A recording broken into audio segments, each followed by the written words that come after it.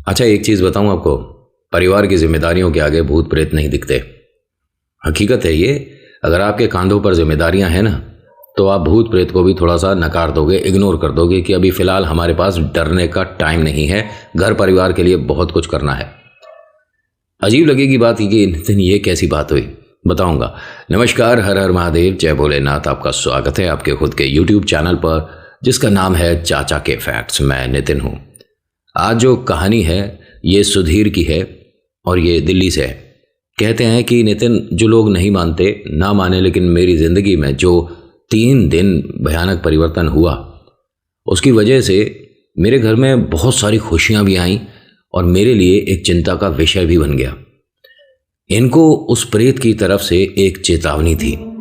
वो क्या, बताऊंगा अभी इंट्रो के बाद। हर हर महादेव।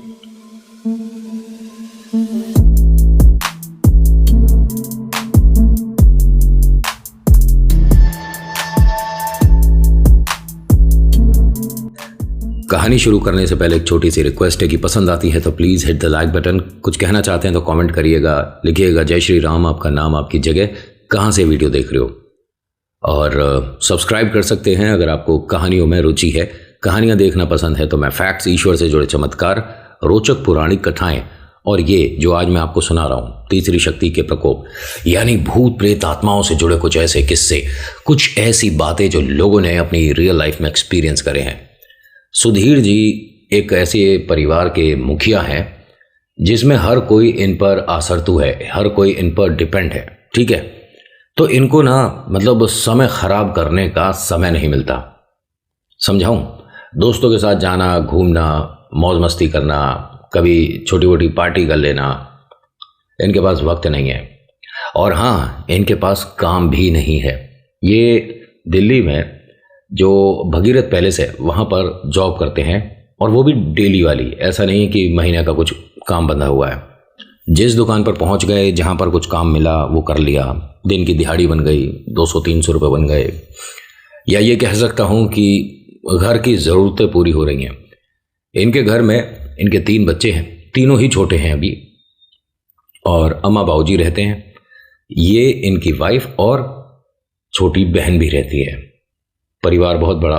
और आपको एक चीज़ बताऊं, मैंने जैसे शुरुआत में कहा है कि जब आप पर घर की जिम्मेदारियों का बोझ हो ना कांधों पर, तो सामने खड़ा प्रेत कितना भी ना चले आपको डरा नहीं सकता। ये हर ईश्वर पर विश्वास करते हैं, सब पर, सभी धर्म, मतलब जैसे कहूँ आपको कि किसी भी धर्म का कोई भी मंदिर सामने आता है तो सिर झुका देते हैं। चाहे चर्च हो, चाहे गुरुद्वारा हो, चाहे मस्जिद हो, चाहे मंदिर हो, कुछ भी हो, किसी के तो वो ईश्वर है ना, उनके आगे सिर झुका देता है। और इसमें इसे कोई प्रॉब्लम नहीं लगी। सुधीर जी का ये कहना कि नितिन, मैंने हर इंसान को अपने ईश्वर के आगे झुकते देखा है, तो क्यों ना मैं सभी से प्रार्थना करता रहता। क्या गलत कर रहा था मैं, लेकिन मुझे नहीं पता था कि मेरी ये प्रार्थना एक बार मेरे लिए समस्या बन सकती है। एक बार की बात है, अभी इस बात को वैसे करीब बताते हैं कि 22 साल हो गए, उम्र दराज हैं अब, इनके बच्चों की शादी भी हो चुकी है। कहते हैं जहाँ मैं नौकरी कर रहा था भगीरथ पैलेस में, वहाँ पर सिर्फ 4 दुकानें ऐसी थीं जो कि थोड़ी सी रात तक खुलती थीं। रात में मतलब कि उन्हें 10:30, 11-12 के आसपास का वक्त हो जाता था। अधिकतर बाकी जो लाला लोग थे वो 8-9 बजे चले जाते थे मैक्सिमम, नहीं तो 7 बजे से बाजार वो चला जाता था, बंद होना शुरू हो जाता था। रईसों की जगह है, पैसे वालों की दुनिया है। इसको जो उम्मीद है अपने से, वो ये है कि मैं परिवार को सक्षम ज़रूर बनाऊंगा। एक किराए के मकान में रहते हैं, 2 कमरों का मकान है इनका दिल्ली में। माता पिता का हर बार इसे ये कहना कि बेटा सब कुछ ठीक हो जाएगा हिम्मत देता है। जो धर्मपत्नी है वो कोशिश कर रही हैं इनके साथ कदम से कदम मिलाकर चलने की, क्योंकि हाँ, ये भी एक प्राइवेट कंपनी में आया का काम कर रही हैं। ये तकरीबन 5, सवा 5 बजे तक घर आ जाती हैं। दोनों मिलकर मेहनत कर रहे हैं। होता क्या है कि एक दिन की बात है, और मतलब जहाँ से ये सब कुछ शुरू हुआ, ध्यान से सुनिएगा। एक दिन बाद अमावस्या है, तो इनके घर के गेट पर कोई कुछ रख कर गया। समझ गए? इनके जो छोटे बच्चे हैं उन्होंने जाके अम्मा बाबूजी को बताया कि हमारे घर पर कोई मिठाई रख कर गया, लेकिन अंदर क्यों नहीं देकर गया। अभी ये सारे ही लोग घर में थे, बच्चों का स्कूल जाने का तैयारी हो रहा था और दोनों हस्बैंड वाइफ भी तैयार हो रहे थे। अम्मा बाबूजी बाहर वाले कमरे में बैठे थे। अम्मा समझ गई एकदम से कि किसी ने उतारा छोड़ दिया है हमारे ऊपर। अब इनकी हिम्मत देखिए और माँ का प्यार देखिए। कहती हैं कि बेटा कोई भी बाहर मत जाना, पहले मैं जाकर थोड़ा सा बाहर साफ सफाई कर दूँ। जैसे ही उठकर चलने लगी, इसने सुधीर ने अपनी माँ जी का हाथ पकड़ा और बैठा दिया कि आप बैठो, मैं जा रहा हूँ। तो क्या कहती हैं कि बेटा हम तो दुनिया देख चुके हैं, हमें करने दे जो हम कर रहे हैं। उन्होंने कहा ना जी, बेटे के होते हुए कोई भला माँ बाप पर आ जाए तो वो बेटा किस काम का। मैं भी समझ रहा हूँ कि आप क्या कर रही हो, आप बैठ जाओ यहाँ फिर इनकी वाइफ आती हैं, सुधीर जी की जो वाइफ हैं, प्रेरणा नाम है इनका। ये कहती हैं कि ये आप साफ सफाई के लिए जो झाड़ू लेकर जा रहे हो मुझे दे दो, मैं कर देती हूँ। मुझे भी पता है कि आप क्या करने जा रहे थे, आप रुको मैं करती हूँ। क्योंकि किसी पत्नी के होते हुए पति पर बला आए तो वो पत्नी कैसी। इन्होंने हाथ जोड़े अपनी पत्नी के आगे और बोलते हैं कि बस मेरे को ज़्यादा किसी भी विषय में बहस नहीं करनी। तुम सब मेरे लिए बहुत कीमती हो, बहुत अनमोल हो, लेकिन ये जिसने किया है, अम्मा बाबूजी ईश्वर की कसम, मेरे को अगर पता चल जाए तो मैं उसकी ईंट से ईंट बचा दूंगा। किसी को क्या परेशानी है हमारे से, हमने किसी का क्या बिगाड़ा है। जब ये जैसे ही बाहर के लिए जा रहे थे तो देखते क्या है कि वो सब बिगड़ा हुआ है, जैसे किसी जानवर ने उसे, मतलब कि स्ट्रीट डॉग वगैरह ने उसे छेड़ा हो। देखिए बहुत बार बताया कि अगर आपके घर में पेट्स हैं तो वो आप पर बला नहीं आने देते। मैंने एक उदाहरण देखा है, मेरे घर के पास ही किसी के पास एक काला डॉग था। मतलब किसने क्या किया, वो बिल्कुल ठीक था डॉग, और उससे बाद में समस्याएं होनी शुरू हो गई। खैर वो चला गया, ईश्वर उसकी आत्मा को शांति दे। लेकिन जो ये करते हैं ना, मुझे सच में अच्छा नहीं लगता ये बात बताते सुनते में कि आप वैसे तो बहुत एडवांस हैं, बहुत मॉडर्न हैं, आप पे दुनिया भर की सुख सुविधाएं हैं, बट ये चीज़ ना एक्सेप्टेबल नहीं है। किसी बेजुबान के साथ आप ऐसा करते हैं ना, बहुत बहुत ज़्यादा पाप लगेगा। और मैं मूर्ख लग रहा हूँ आपको ये बोलता हुआ कि आज के ज़माने में पाप और पुण्य की बात कर रहा है। जैसे छोटे बच्चे नहीं बोलते कि तुझे पाप लगेगा, ऐसे बोल रहा है। हाँ, मैं छोटा बच्चा ही हूँ इस मामले में। तो पेट्स के मामले में बहुत ज़्यादा छोटा बच्चा हो जाता हूँ मैं। उनको आप बिल्कुल भी ऐसा कुछ अपनी ज़िंदगी की टेंशन बलाएं मत खिलाया करो। समझ गए मैंने क्या समझाया? अब ये बाहर गए सुधीर जी, इन्होंने झाड़ू से उस सभी चीज़ को साफ करी, इधर उधर देखा कि कोई जो जानवर है क्या गलती से खा तो नहीं गया। तो देखता है कि एक छोटा सा, बहुत छोटा सा एक पिल्ला है और ब्लैक कलर का है। इन्हें वो देख कर ना बड़ा अजीब लगा कि किसी ने कुछ किया तो था ही हमारे घर पर, लेकिन ये अब क्या करते हैं भाई साहब, उसे उठा लाते हैं कि इसने हमारी बलाएं अपने ऊपर ली हैं तो इसे अब मैं पालूंगा, मैं इसको परेशान नहीं होने दूंगा। घर में सभी ने कहा कि हमारे पास मतलब इसे रखने की जगह नहीं है, तो उन्होंने कहा इतना छोटा सा तो है, कहीं भी मैं इसे रख लूंगा। ये इन भाई साहब ने अपने दिल से जो काम किया बहुत अच्छा था, लेकिन अगर प्रैक्टिकली देखा जाए तो गलत था। इनके घर के लिए जो छोड़ा गया, इस छोटे से बेजुबान ने अपने ऊपर उसको ले तो लिया, लेकिन वो वापस घर में आ गया। उसको ये मानिए कि 100% जगह नहीं मिली प्रेत को इन पर खेलने की। 80% वो छोटा सा बेजुबान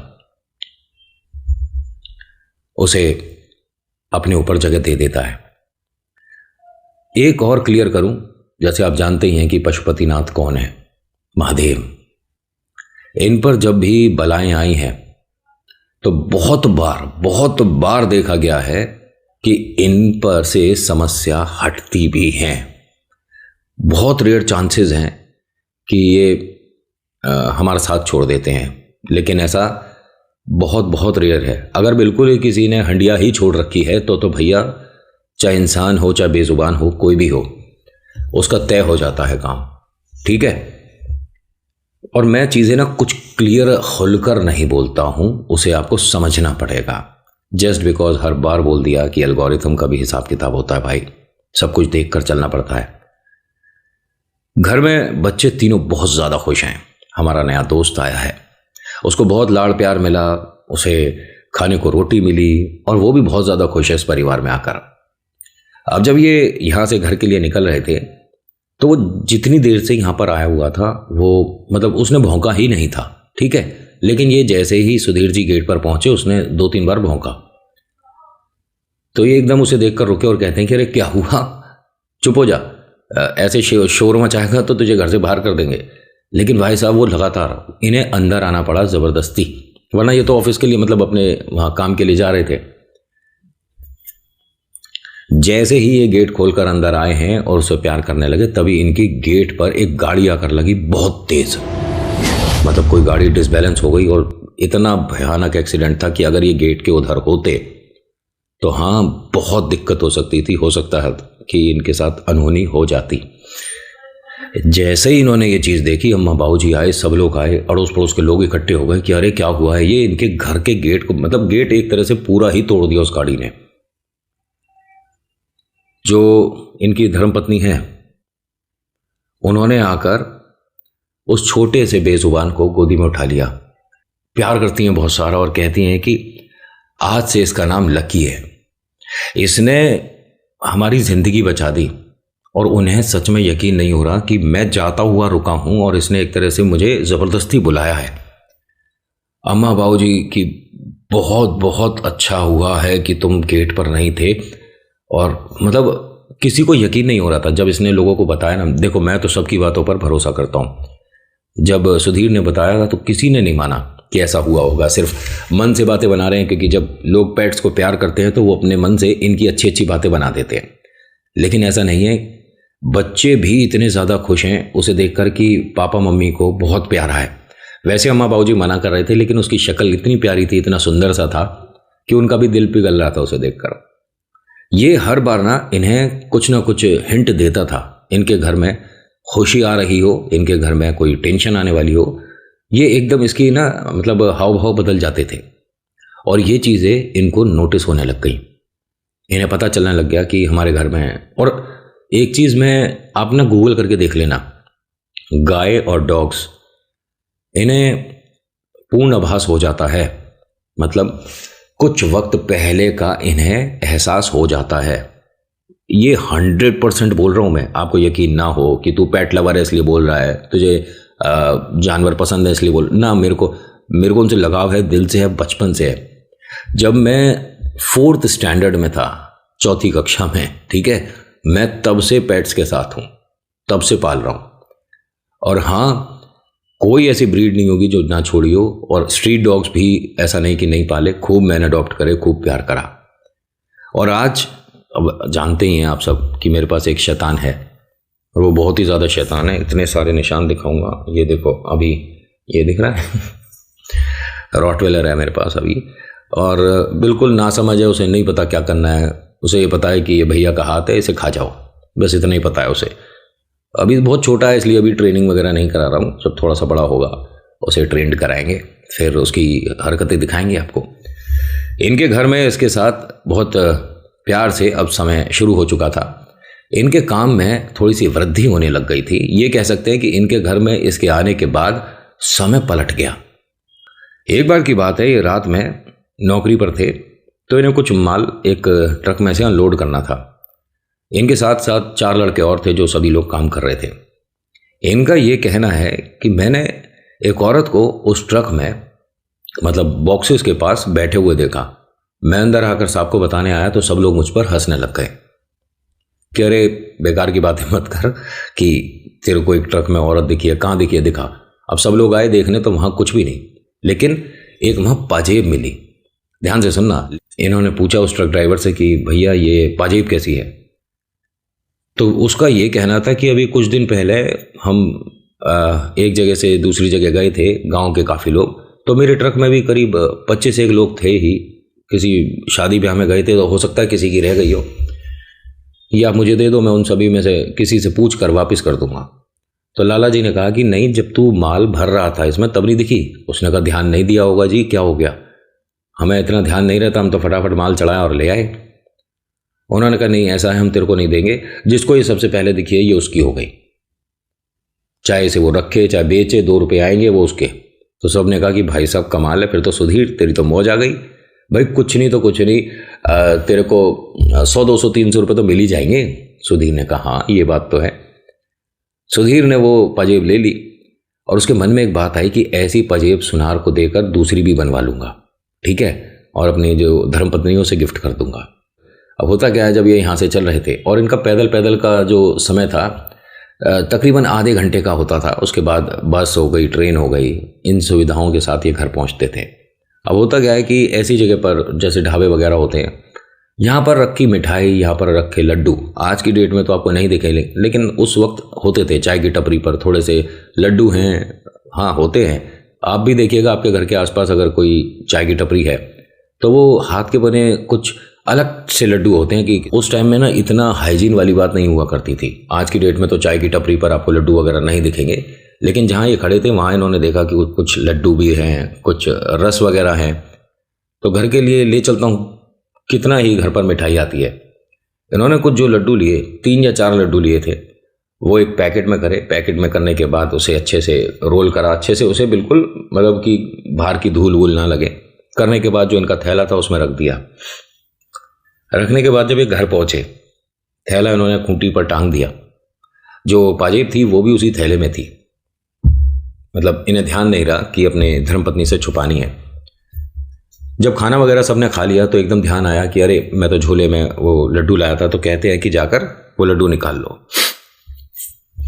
जैसे ही उन्होंने उस खूंटी पे लगे थैले को हटाया तो उसमें से कॉकरोचेस निकले, बहुत सारे कॉकरोच, 8-10 इधर उधर जाने लगे, तो उनके हाथ से थैला छूट गया, डर गई, चिल्लाई बहुत तेज। तभी अम्मा, बाबूजी, बच्चे सभी लोग आ गए उस कमरे में कि हुआ क्या है। तो उन्होंने बताया कि ये मेरे साथ देखिए किस तरह का मजाक किया है इन्होंने, कहते हैं कि थैले में लड्डू हैं और इतने सारे ये अजीब से कॉकरोच वगैरह आए हैं, अब मैं पहले झाड़ू लगाऊं, मुझे तो इनसे वैसे ही डर लगता है, क्या करूं मैं। सुधीर भी आए एकदम से कि हुआ क्या, तुम चिल्लाई क्यों थी। सब कुछ बताया। उन्होंने कहा क्यों मजाक कर रहे हो, मेरे थैले में खाने के डिब्बे के पास या जो मैं सामान लाया हूं उसमें लड्डू के आसपास कॉकरोच कहाँ से आ जाएंगे। उन्होंने कहा इसमें लड्डू है ही नहीं। जब थैला गिरा ना तो उसमें पाजेब थी और बाकी उनका जो खाने का डिब्बा लेकर जाते थे वो था। उन्होंने थैले को पूरा उल्टा करके अच्छे से इस तरह से साफ करा और पूछते हैं कि किसी ने क्या इसमें से लड्डू खाए हैं। बच्चों की लंबाई इतनी नहीं कि वो उस स्कूटी पर से उस थैले को उतार लें, बच्चों ने भी मना कर दिया। अम्मा बाबूजी ने कहा कि नहीं, हम तो सारे ही उसी कमरे में बैठे थे, टीवी देख रहे थे, इस कमरे में तो कोई था ही नहीं। उन्होंने कहा कि नहीं, मैं 100% कह सकता हूं कि मैंने लड्डू खरीदे थे और मैं घर तक लाया हूं। सब लोग उसको देखने लगे, अपने पेट को, कि कहीं इसने तो शैतानी नहीं करी, लेकिन वो इतना छोटा है, दीवार पर पहुंचेगा कैसे। उसे डांट डांट के पूछ रहे थे, तूने तो नहीं खाए, तूने तो नहीं खाए। कुछ ऐसा सा हो रहा था। उसने गेट की तरफ देखकर भौंकना शुरू कर दिया। अरे चुप हो जा, चुप हो जा, बहुत बार उसे कहा कि चुप हो जा। जैसे ही इसे 3-4 बार डांटा गया तो एक औरत के रोने की आवाज आनी शुरू हो गई, बहुत क्लियर। सबसे पहले आई थी बच्चों को कि मम्मा कोई आंटी रो रही है बाहर बैठी हुई। अम्मा जी ने कहा कि अरे कोई ज़रूरतमंद होगा, घर में रोटी वगैरह बनी हुई है। उन्होंने कहा हाँ रोटी है, और नहीं होगी तो मैं बना दूंगी, ये है कौन रो रही है। तो सुधीर ने कहा तुम रुको, मैं देख कर आता हूँ। और उसे बार बार डांटते कि तू चुप हो जा, भौंके जा रहा, बिल्कुल चुप हो जा, शांत एकदम। लेकिन वो रुका नहीं। जैसे ही वो चले ना, ये भी इनके साथ चला, छोटा सा है लेकिन इनके साथ चला। उसे डांट दिया कि तू यहीं रुक। नहीं जी, वो नहीं रुके। वो मतलब इनके जो पैंट है ना उसको नीचे से पकड़ लिया उसने दांतों से, नहीं मैं नहीं जाने दूंगा, मैं भी चलूंगा। फिर उसे उठाकर गोदी में इन्होंने रखा और बाहर तक गेट पर आए। कोई रोने की आवाज नहीं आ रही थी। इन्होंने बहुत बार कहा कि कौन है, कहां पर हैं आप, मुझे दिख नहीं रहे हैं, अंधेरा बहुत है। तो गेट खोलकर बाहर भी गए, देखा, और वो उस वक्त चुप था, जो इनका पेट है। ये कह सकता हूं कि उसने परिवार में एक ढाल का काम किया था। लकी को मैं बोल रहा हूं, ठीक है, एक ढाल का काम किया है। इनको समझ नहीं आया पहली बात कि वो लड्डू गए कहाँ। दूसरा, इनको ये 100% क्लियर था कि हमारे दरवाजे गेट पर बैठकर कोई रो रही थी, लेकिन गई कहाँ उसका भी नहीं पता चला। घर में आ गए, सब लोग अपना अपना खाना वाना तो खा ही चुके थे। लड्डू को बस सपनों में देखते हैं। अब डिस्कशन ना होता है कि भैया ये पाजेब कहाँ से आई। उन्होंने बताया कि आज जब माल अनलोड कर रहे थे, सामान निकाल रहे थे, तो उसमें एक पाजेब निकली थी और मैं ये तुम्हें बिना बताए गिफ्ट करना चाहता था कि एक ऐसी पाजेब मैं और ख़रीद लूँगा, दोनों मिलाकर तुम्हारे को तोहफे पर दूंगा। तो जो वाइफ हैं वो कहती हैं कि अम्मा बाबूजी ये डिज़ाइन आपके टाइम में चलते होंगे, देखना इस टाइम तो नहीं चलते, क्योंकि हाँ माताओं बहनों को ये बहुत आइडिया है कि ये डिज़ाइन कब आया होगा, हमें नहीं पता चलेगा। सच्ची में आप ट्राई करके देखना, ये अंगूठी को देखकर बता देंगे कि ये कितने वर्ष पुरानी होगी या ये किस टाइम का डिज़ाइन है। खासियत है। ऐसे ही नहीं कहते कि इन्हें ज्वेलरी पसंद होती हैं, उसको अच्छे से भांप सकती हैं, जान सकती हैं। अम्मा बाबूजी ने कहा कि ये बहुत पुराना है, मतलब हम जब छोटे हुआ करते थे हमने कभी तब देखा होगा, लेकिन आज की डेट में ऐसा कोई नहीं पहनता। यानी कि जो अम्मा बाबूजी हैं जब ये छोटे हुआ करते थे तब की। बेटा ऐसा डिजाइन किसी सुनार पे बना बनाया तो मिलने का नहीं, तुझे बनवाना पड़ेगा। ठीक है जी। अब ये जो वाइफ हैं बहुत ज़्यादा खुश हैं कि घर में एक गिफ्ट आ रहा है इनके लिए, और हाँ कुछ समय बाद जन्मदिन भी है, तो मतलब चेहरे पे खुशी आ जाती है कि ये तोहफा आगे चल के हमें मिलने वाला है। ये सभी लोग खाना वगैरह खाकर सो चुके थे। 2:30-3 बजे इनके घर में पाजेब की आवाज़ आनी शुरू हो गई।